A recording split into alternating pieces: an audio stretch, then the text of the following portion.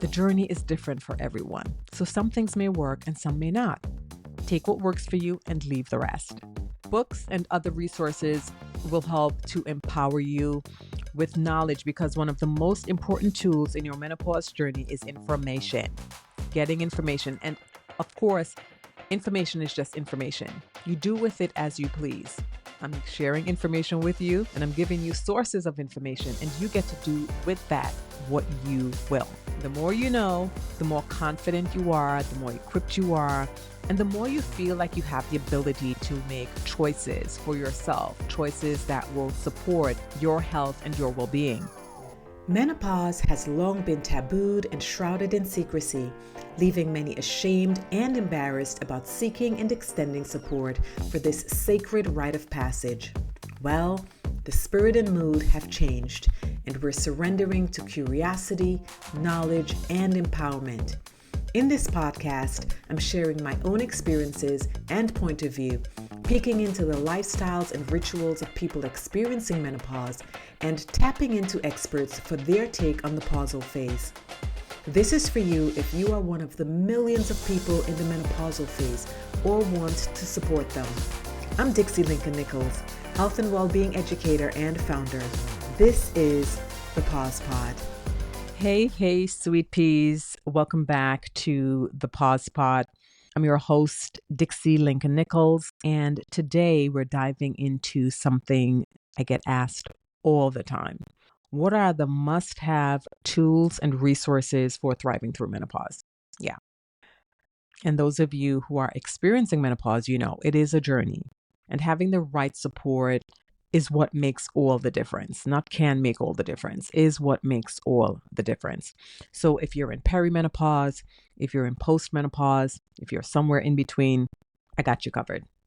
Grab a tea, get comfy, and let us build your ultimate menopause toolkit.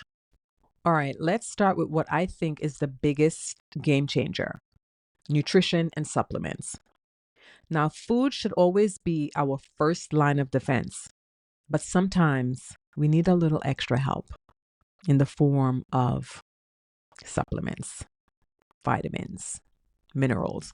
Most of us don't get adequate amounts of minerals and vitamins in the foods that we eat, hence the reason people supplement. I, first of all, recommend food, real food. So that would mean dark green leafy veggies, foods from the earth that grow from the ground, foods that grow on trees, etc. Real foods, your first defense. Foods that are nutrient dense should be a huge part of your daily food intake. And then, of course, you turn to supplements that can support what you may be deficient in. So let's talk about some of the go-tos that I think you should have in your toolkit. Magnesium. Love magnesium, and it helps with sleep. It helps you to relax your muscles. Vitamin D plus K2.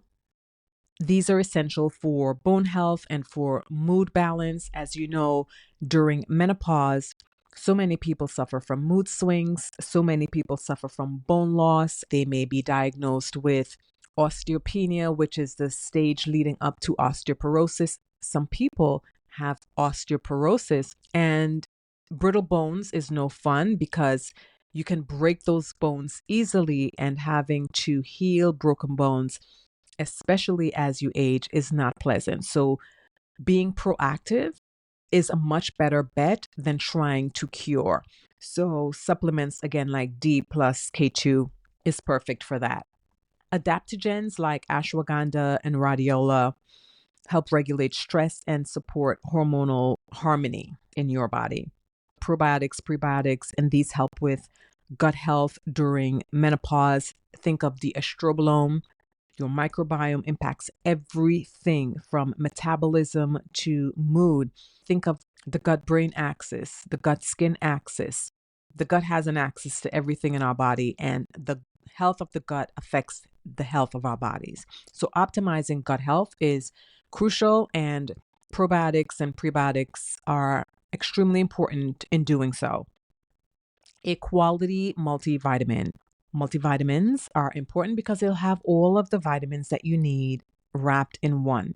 Do your research and find something that resonates with you. And last, but of course not least, hydration.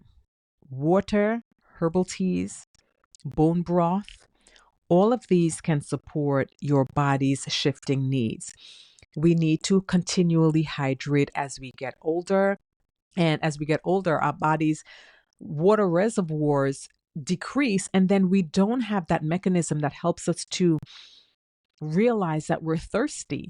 And so we are dehydrated without even realizing that we're dehydrated because the body is not functioning like it used to. And so detecting thirst and dehydration is much more difficult now than when we were younger. So try to aim for the 8 glasses of water, 64 ounces per day. I have to be honest, that's one of my struggles. And that's one of the things that I have to work really hard at, but it's so necessary. I ended up in the emergency room in 2022. I was dehydrated. I wasn't feeling well. I thought something was wrong. And then come to find out it was dehydration, which is not so simple if left unattended. I remember when perimenopause started for me. No one was talking about it, and I felt so alone. That's why I'm so grateful for brands like Menolabs. They're committed to empowering women through every step of their menopause journey, helping them feel supported and to thrive in this new chapter of life. I only wish something like this had been around when I started my journey. Now that I'm on the other side of menopause, I know how important it is to prioritize my overall health and wellness. I'm all about connecting with brands that take a holistic approach. Even post-menopause, I still deal with symptoms like hot flashes and night sweats. That's where MenoFit comes in. It includes science-backed ingredients that has become a key part of my daily ritual, along with avoiding triggers, qigong, and getting outside for some fresh air and sun. If you're navigating menopause, check out Menolabs and see how they can support you too. You don't have to go through this alone. Right now, they're offering the Pause Pod listeners a 20% off using code PAUSE20. That's PAUSE, the number 20. PAUSE20. Go to menolabs.com. menolabs.com. This statement has not been evaluated by the Food and Drug Administration. This product is not intended to diagnose, treat, cure, or prevent any disease. Okay, the second thing in your toolkit is learning. So some books and learning resource that will help support you along this journey. Now, keep in mind, the journey is different for everyone. So some things may work and some may not. Take what works for you and leave the rest. Books and other resources will help to empower you with knowledge because one of the most important tools in your menopause journey is information. Getting information. And of course, information is just information. You do with it as you please. I'm sharing information with you and I'm giving you sources of information, and you get to do with that what you will. The more you know, the more confident you are, the more equipped you are, and the more you feel like you have the ability to make choices for yourself, choices that will support your health and your well-being. So here are some of the books that I recommend, and of course, I'm going to put these in the show notes. Hormone Intelligence by Dr. Aviva Ram. And this is a beautiful integrative approach to hormone health, and it bridges the gap between Western medicine and holistic healing. Of course, I absolutely love this because my approach to well-being is very integrative and very holistic. So if you love integrative medicine, or you have an integrative mindset or a holistic mindset toward health and well-being, I think you would absolutely love this book. Next is The Menopause Myth by Dr. Ariana Scholes Douglas, and I just got done reading this one. It was gifted to me. This one reframes everything we thought we knew about menopause, especially for women of color. Great read. Come As You Are by Emily Nagoski. It's not very menopause specific, but it's so necessary, I think, when it comes to understanding desire intimacy, and sexual well-being. As you know, sexual well-being is front and center for many women as their sexuality changes during menopause. And I think this book will help you to understand how to navigate your sexual needs, how to navigate your sexuality, how to navigate intimacy during this transitional time.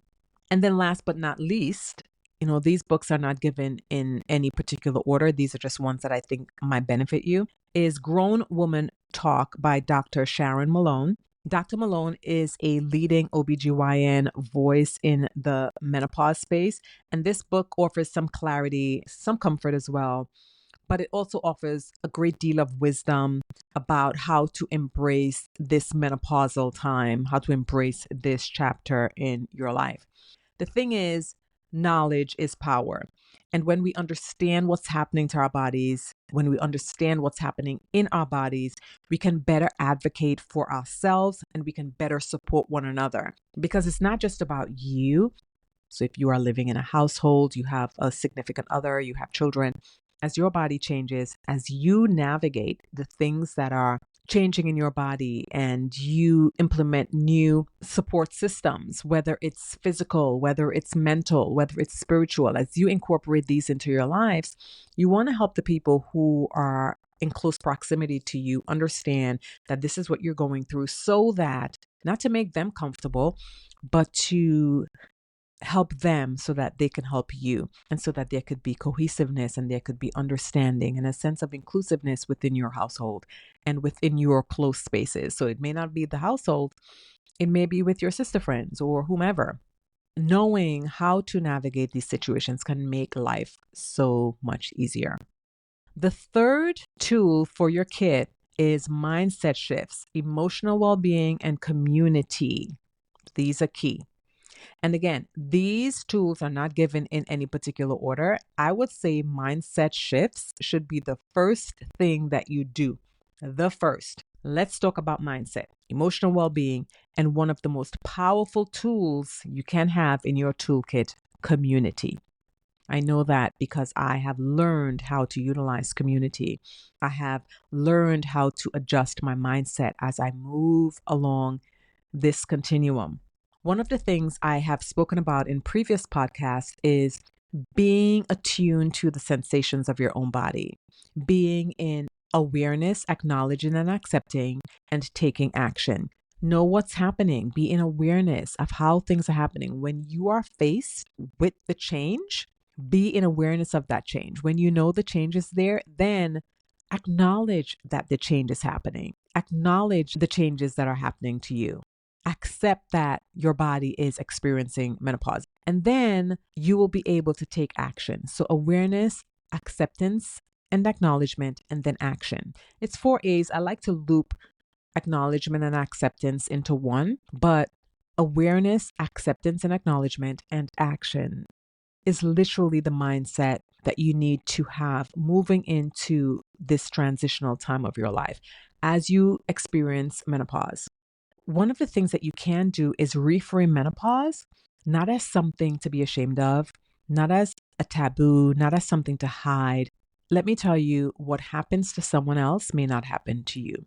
You have your own story, your own body, your own unique DNA. So everything does not affect everybody the same way. Yes, it's important to get information, be knowledgeable, know what's happening, being awareness, but know that there is a chance that your experience will be vastly different from someone else's. You may be on the mild or no symptom end of the spectrum, or you could be on the extreme severe end of the spectrum. But it's only being equipped with the information and the knowledge that you need will you be able to navigate menopause. So reframing menopause not as something to be ashamed of, but as a sacred rite of passage that happens to people for different reasons. Some people age into it gradually in their 50s. Some people have earlier onset menopause because of possible ovarian insufficiency, because of elective surgery, perhaps partial hysterectomy or total hysterectomy, or removal of the ovaries, or treatments from cancer that pushes them into temporary menopause or may push them into permanent menopause. It may be because of gender reassignment. There are so many different reasons why people experience menopause. Nonetheless, it is your sacred rite of passage, and you get to experience it the way you experience it, and you get to navigate it the way you want to navigate it. However, navigating it the best way for you, by you, of course, will mean that you have to have some information, some knowledge, and some education about what the options are and what is available to you. So reframe menopause as a sacred passage. Please don't think of it as a decline. It is anything but. This is a season when you learn a lot. This is a season when you relearn a lot. This is a season where you grow. This is a season of deep self-awareness. Also, radical acceptance. Accept, right? Awareness, acceptance, acknowledgement. Radical acceptance is important. I always say, the more you look, the more you accept. And that is true for me. I was talking about mirror works, and I talked about this in my rituals in my last podcast. When I look in the mirror, I love what I see even more. And that helps me to embrace the changes that are happening with me. So face it head on. Your changing physical body. Face your mindset, your changing mindset. Face it, and you will find that accepting is a lot easier. Try things like journaling and self-reflection. I have started journaling every single day since January. I have not missed a day. I incorporated a new mechanism into my journaling using lots of colorful pens, and that has worked beautifully. But it helps me to put my thoughts and get perspective on paper, and it's beautiful. A lot of people have been journaling forever. It's just something that's newer and more consistent for me. I have journaled in the past, but I've never stayed consistent with it. I think I'm there. So this is something that you can put in your toolkit. Boundaries and self-care. Self-care is important. Take time for self. It is a source of empowerment. Self-care is not selfish. Self-care is caring. Set boundaries for yourself. This is a season of no if that's what you mean, and not having to be afraid to say no. This is a season to protect your energy and say yes to the things that truly matter to you. That's all. Nothing else to say. And now let's talk about community, the power of community, which I'm so attuned to. Within the last 7 years, I've become such a big proponent of community. I was raised in a small community, a small village of just around 300 people. My grandmother still lives in that community. It's still a very small, tight-knit community. And so I understand what community is. Moved away from community and had to come back to the power of community. You do not have to do menopause alone. You do not have to do it in a silo. Being surrounded by other people who get it, other people who understand your night sweats, other people who understand your brain fog, other people who may have unexpected rage like you do, and who have a tender heart, but know that there are changes that are happening in the body that is causing these disruptions, that is causing these changes, is one of the most powerful things you can do for yourself. I know there are a lot of people out there who say, I can do it all by myself. I'm sure there are lots of people who can do things by themselves, but you know you. And if you know that you are suffering silently alone, you don't have to do this alone. You can change everything by simply leaning into community, to the people who are there to support you. So your community can be your family, friends at work, or your core friend group, or a community in a private space like the Pause Pod community where we talk about aging and menopause. You get to decide what community works for you. So find or build a community. I built a community. I actually built two communities. I built one with my business partner, Life in the Pause, and I built the Pause Pod community, which is an extension of this podcast. Find local meetups if you have to. Find groups on Facebook that are focused on menopause and menopause support. Community is a place of wisdom, shared wisdom. People know things. There are elders there. There are even younger people there who might be going through menopause. I'm older than some of my friends. so I'm able to share my perimenopause story. There are friends who are older than me who are not in menopause yet. They are experiencing perimenopause, but they have not hit that stop. And so they've not moved into the postmenopausal part of menopause. And so we get to talk about what it means for them and what it means for me to be in postmenopause. And there's so much to come together around this topic. So you might learn about supplements, you might learn about strategies to help support you. Your doctor, right? You may not be happy with your doctor, and your community might be able to share with you places where you can go to get caring support, right? Not every doctor is built equally, and not every doctor is supportive. So think about that. And honestly, one of the reasons that community is so important is because sometimes you just need a good laugh. Sometimes you just need a good cry.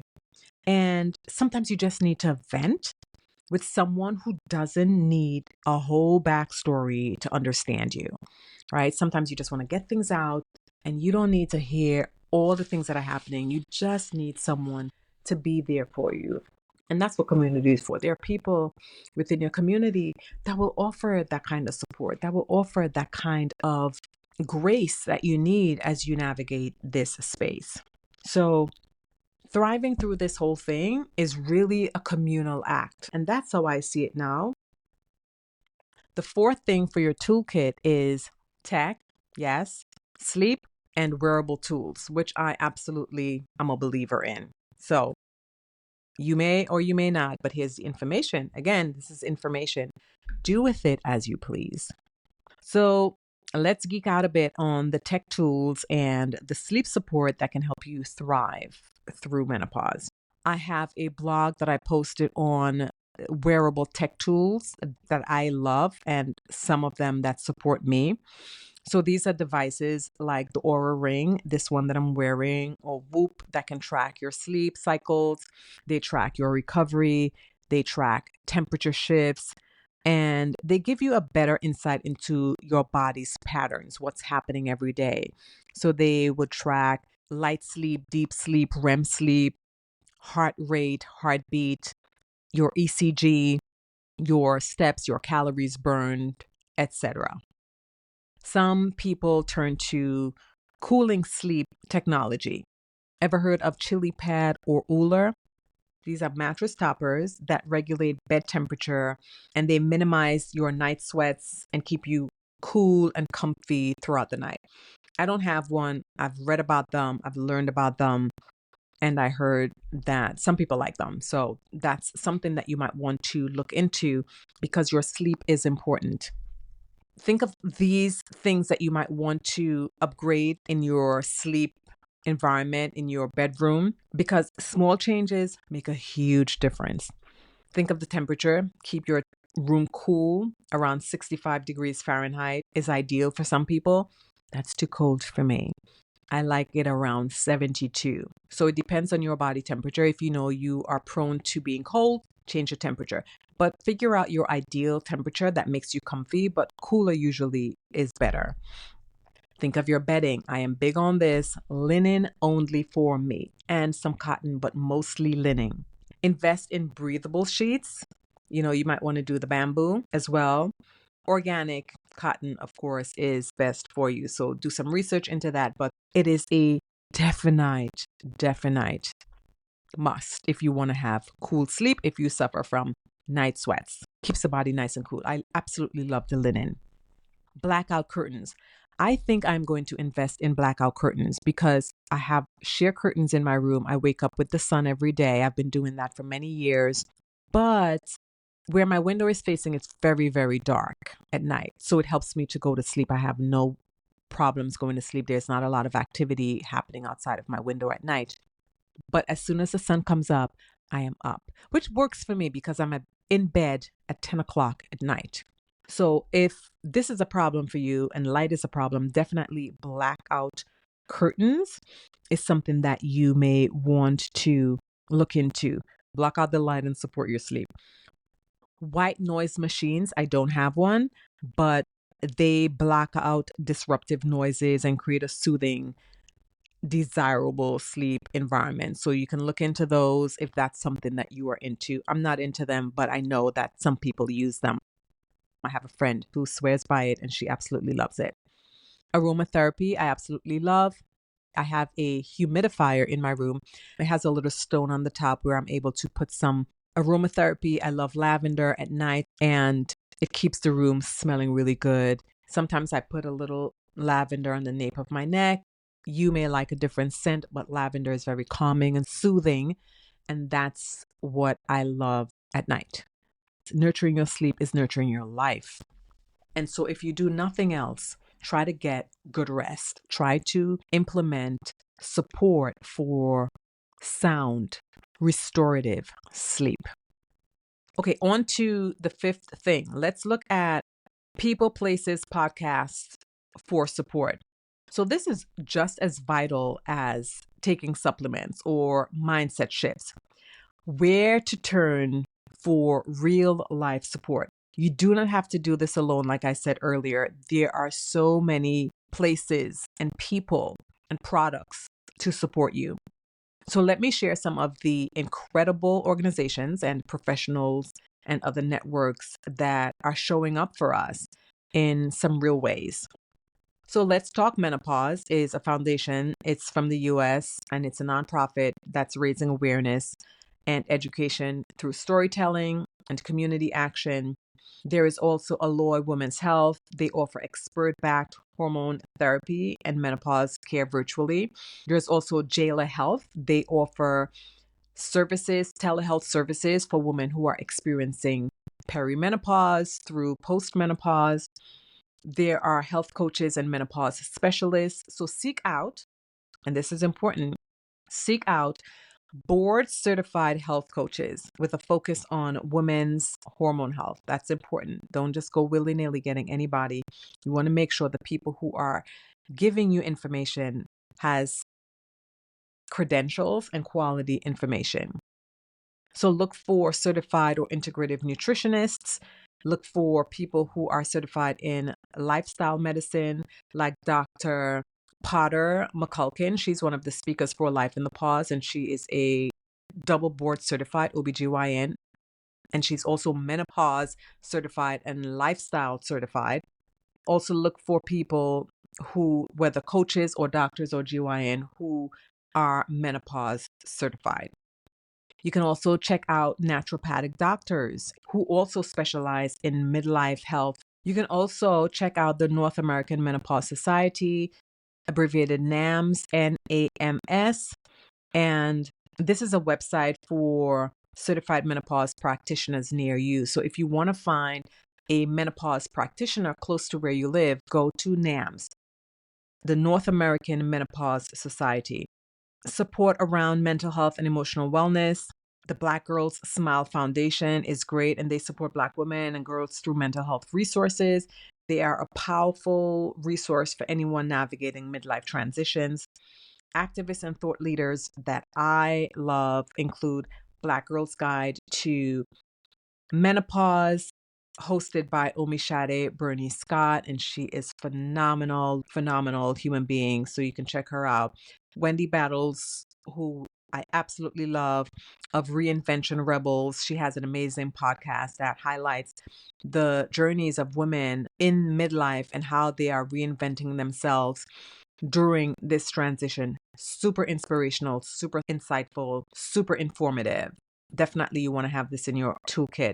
Menopause Made Modern has an incredible site with lots of resources as well. And of course, I have to mention my own platforms. I have the Pause Pod community, which is a subscription.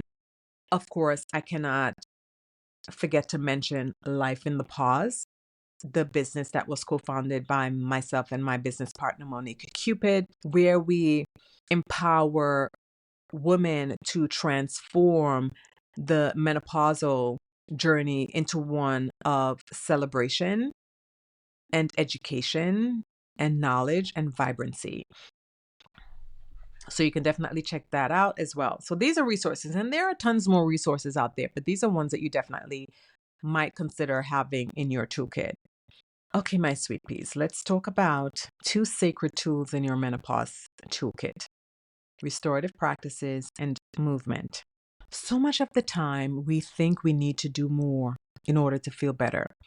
But during this menopausal transition, I have found that it's really about doing less more mindfully.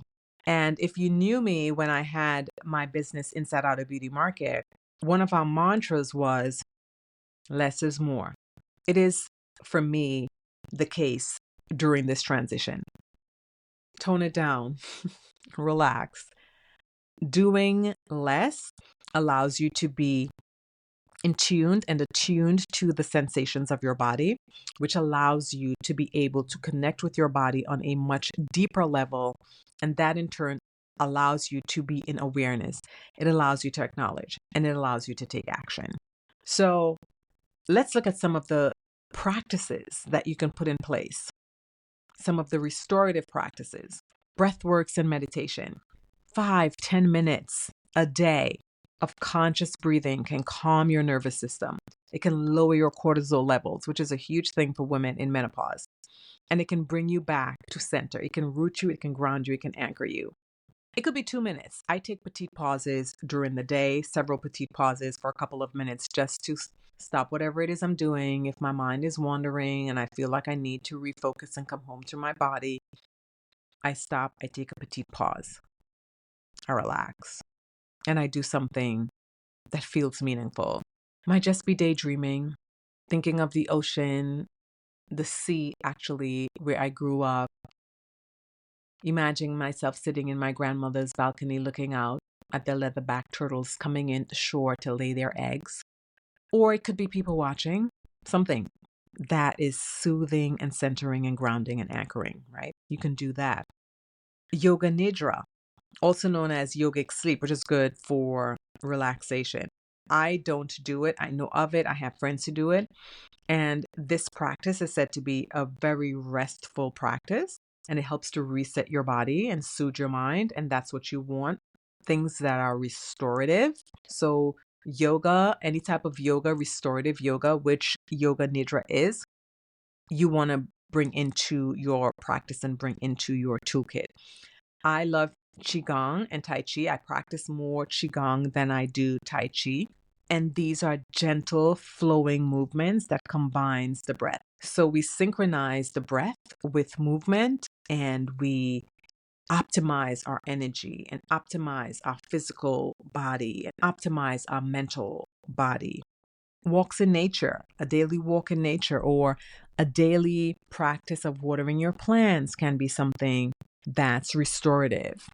Now, when it comes to movement, I don't want you to think of movement as punishment.